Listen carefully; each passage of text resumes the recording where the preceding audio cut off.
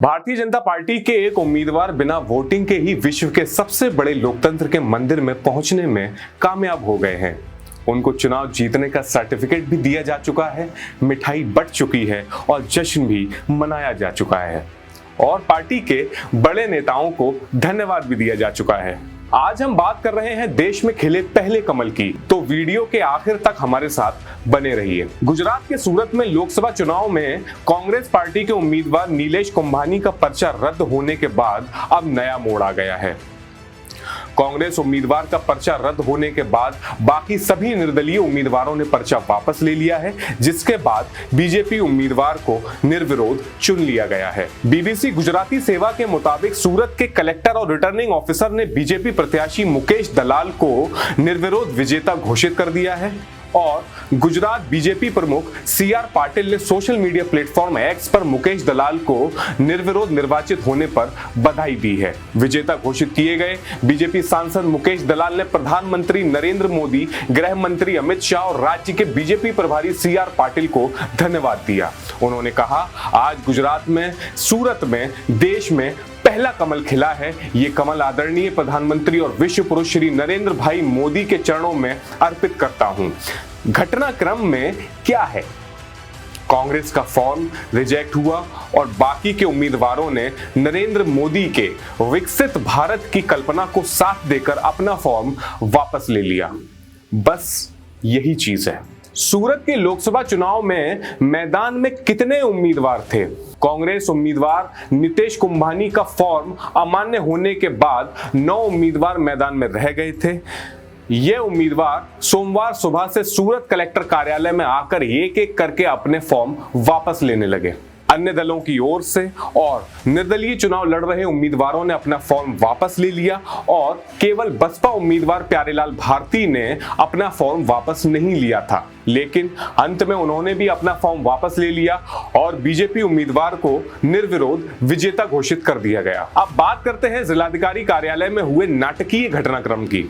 Collector कार्यालय में जाने के 3 रास्ते हैं। चुनाव आयोग ने मुख्य रास्ते पर पुलिस तैनाती की व्यवस्था की थी। ऐसे में मीडिया के प्रतिनिधि वहां जमा हो गए, जबकि बसपा प्रत्याशी प्यारेलाल भारती पिछले दरवाजे से फॉर्म वापस लेकर निकल गए। फॉर्म वापस लेने वाले एक और निर्दलीय उम्मीदवार रमेश भाई बारैया ने बीबीसी गुजराती से कहा, मैंने फॉर्म इसलिए वापस ले लिया ताकि अगर दोनों पार्टियां आमने सामने लड़ रही हों तो ही चुनाव लड़ने में मजा आएगा, लेकिन अगर एक ही उम्मीदवार मैदान में हो तो उसे चुनाव कैसे लड़ा जा सकता है। अब एक नजर डालते हैं उन सभी उम्मीदवारों पर जिन्होंने अपना पर्चा वापस ले लिया। लॉग पार्टी के Suhail Sheikh, Global Republican Party के जय शाह भाई मेवाड़ा, निर्दलीय उम्मीदवार भारत भाई प्रजापति, निर्दलीय उम्मीदवार अजीत उमात, बहुजन समाज पार्टी के प्यारेलाल भारती, निर्दलीय उम्मीदवार किशोर भाई दयानी, निर्दलीय उम्मीदवार रमेश भाई बारैया, सरदार वल्लभ भाई पटेल पार्टी के अब्दुल हामिद खान। अब देखते हैं क्यों रद्द हुआ कांग्रेस उम्मीदवार का पर्चा। बीजेपी ने कांग्रेस उम्मीदवार के नामांकन पत्र पर आपत्ति जताई थी। दावा है कि कांग्रेस प्रत्याशी नीलेश कुंभानी के नामांकन पत्र पर 4 प्रस्तावकों के हस्ताक्षर थे, जिसमें से वे 3 प्रस्तावकों को चुनावी अधिकारी के सामने पेश नहीं कर पाए थे।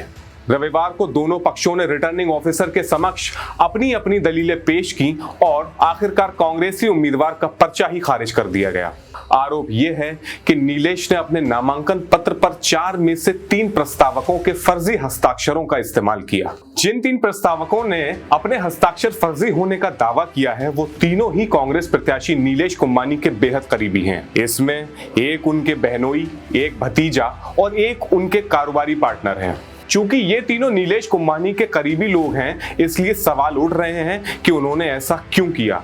घटना के बाद से तीनों लोगों से संपर्क नहीं हो पा रहा है। कांग्रेस प्रत्याशी के प्रस्तावकों ने अपहरण का आरोप। आम आदमी पार्टी नेता गोपाल इटालिया ने शनिवार को मीडिया से बातचीत में दावा किया था कि नीलेश के प्रस्तावकों का अपहरण किया गया था और उन्हें गुप्त स्थान पर ले जाया गया है।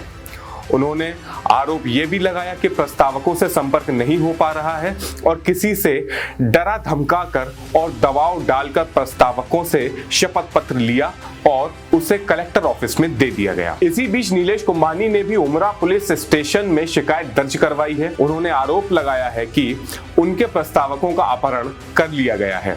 वहीं दूसरी तरफ कांग्रेस ने कहा लोकतंत्र खतरे में है।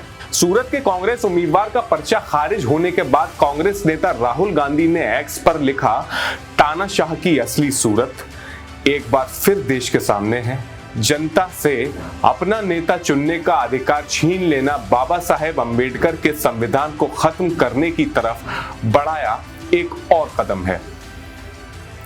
राहुल ने लिखा, मैं एक बार फिर कह रहा हूं, यह सिर्फ सरकार बनाने का चुनाव नहीं है, यह देश को बचाने का चुनाव है, संविधान की रक्षा का चुनाव है।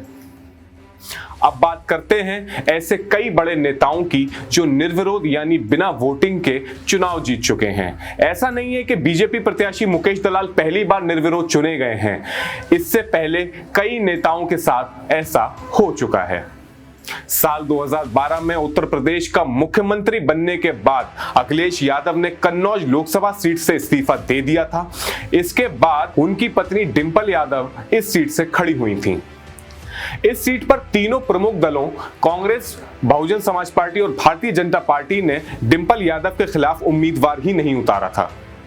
आखिर में संजू कटियार और दशरथ शंखवार नाम के दो निर्दलीय उम्मीदवारों ने भी अपना नामांकन वापस ले लिया था, जिसके बाद डिंपल यादव को कन्नौज लोकसभा सीट से निर्विरोध चुना गया था। इसके अलावा महाराष्ट्र में पहले मुख्यमंत्री और देश के 5वें उप प्रधानमंत्री यशवंत राव चव्हाण 1963 यानी 1963 में नासिक लोकसभा सीट पर कांग्रेस उम्मीदवार के तौर पर निर्विरोध चुने गए थे। लक्षद्वीप से 10 बार के लोकसभा सांसद पीएम सईद 1971 यानी 1971 में निर्विरोध चुने गए थे। 1962 में उत्तराखंड जब वह उत्तर प्रदेश का हिस्सा हुआ करता था, उस वक्त उत्तराखंड की टिहरी संसदीय सीट पर महाराजा मानवेंद्र शाह निर्विरोध चुने गए थे।